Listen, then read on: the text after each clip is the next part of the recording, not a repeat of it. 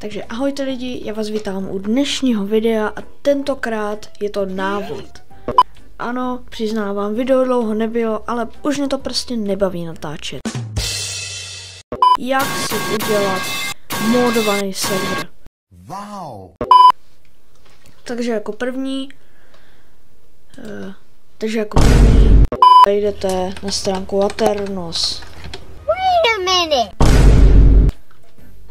A dáte si vytvořit server. Tady si dáte fotku, název a... No a teďka ta těžší část. Nebo spíš ta lehčí za mě.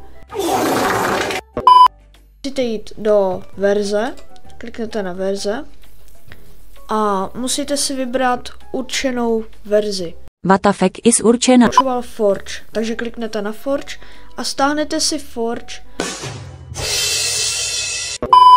na verzi, kterou budete chtít. A tím pádem musí mít i ty módy. Musí být jakoby prostě přizpůsobitelný. Takže dejme tomu, že já si stáhnu prostě, já nevím, já si stáhnu prostě dejme tomu, že já si stáhnu 1.19.1. Dáte ano.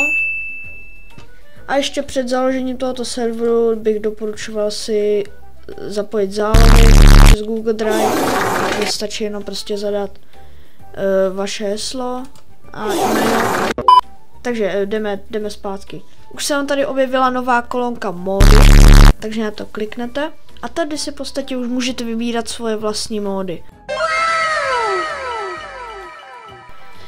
No a teďka, když máme tohle, tak teď stačí zajít na další stránku, která se jmenuje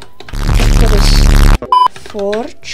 Pardon, jak já to vyslovuju, já to prostě nevím.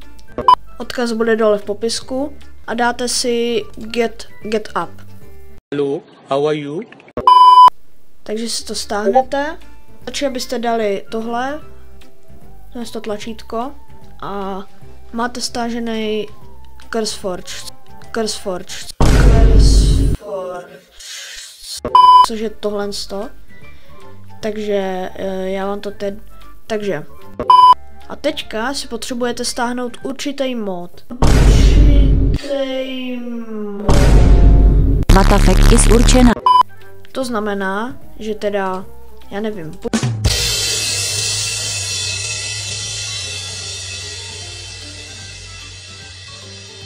Půjdete na ten Aternos a stáhnete si, já nevím, třeba Create. Dejme tomu, že se vám bude chtít stáhnout Create, takže dáte Create a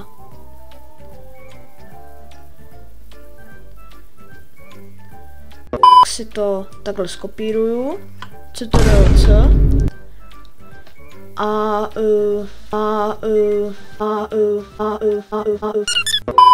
tady vidíte, že máme kompaktní verze, to znamená, že si to stáhneme.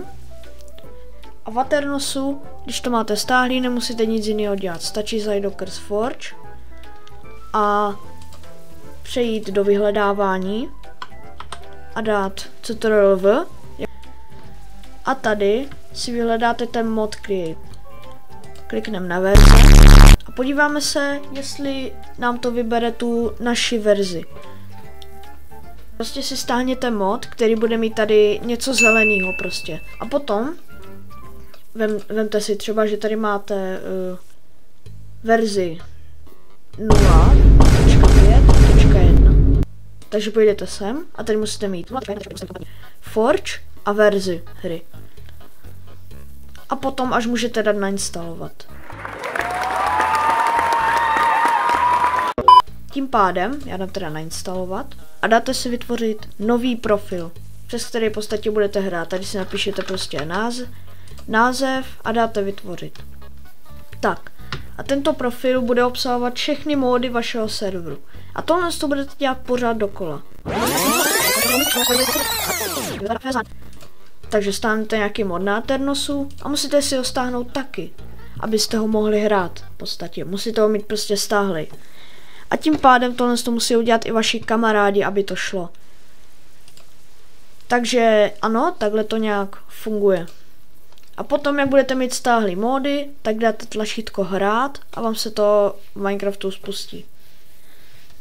A vám se to spustí a je to vyřešený.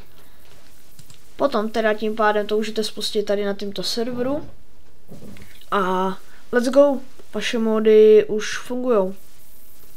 Máte módy, prostě svět s módama. Takže bomba. Kdybyste příště chtěli návod na T-Launcher, jak si stáhnout ty módy na T-Launcher, abyste je mohli hrát, ne na Origo, ale na T-Launcher, tak můžete dát like. Za 10 lajků to udělám.